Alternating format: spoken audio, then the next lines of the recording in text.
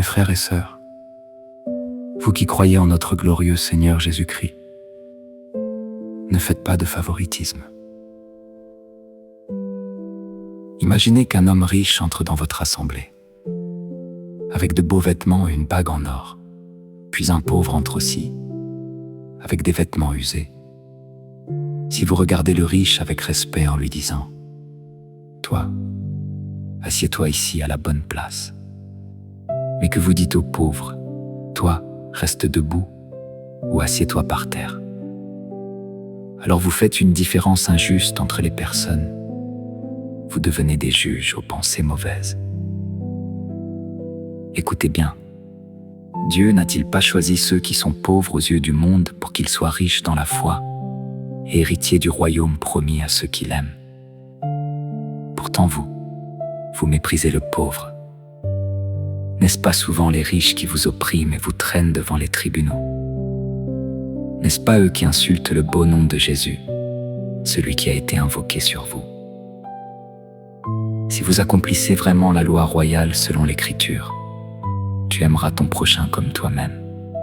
Vous faites bien. Mais si vous faites du favoritisme, vous commettez un péché et la loi vous déclare coupable. Car celui qui obéit à toute la loi, mais trébuche sur un seul point, devient coupable envers toute la loi. Celui qui a dit « Tu ne commettras pas d'adultère » a aussi dit « Tu ne tueras pas ». Donc, même si tu ne commets pas d'adultère mais que tu tues, tu deviens transgresseur de la loi.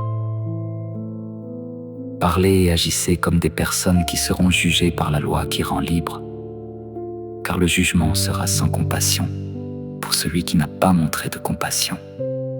Mais la compassion triomphe du jugement. Mes frères et sœurs, à quoi cela sert-il de dire qu'on a la foi si l'on n'agit pas? Une telle foi peut-elle sauver?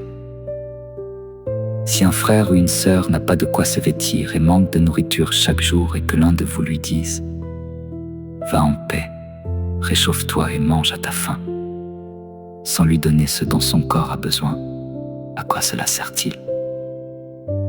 De même, la foi, si elle n'est pas accompagnée d'actes, est morte en elle-même. Mais quelqu'un dira « Toi, tu as la foi, et moi, j'ai les actes. Montre-moi ta foi sans les actes, et moi, je te montrerai ma foi par mes actes. » Tu crois qu'il y a un seul Dieu? Tu fais bien, les démons aussi le croient, et ils tremblent. Veux-tu comprendre, personne sans sagesse, que la foi sans les actes est inutile? Abraham, notre ancêtre, n'a-t-il pas été reconnu juste par ses actes lorsqu'il a offert son fils Isaac sur l'autel? Tu vois que sa foi agissait avec ses actes, et que par ses actes sa foi a été rendue complète. Ainsi s'est accompli ce que dit l'Écriture. Abraham crut Dieu, et cela lui fut compté comme justice, et il fut appelé ami de Dieu. Vous voyez donc qu'une personne est reconnue juste par ses actes, et non par une foi qui reste seule. De même, Rahab, la prostituée, n'a-t-elle pas été reconnue juste par ses actes lorsqu'elle a accueilli les messagers et les a fait repartir par un autre chemin?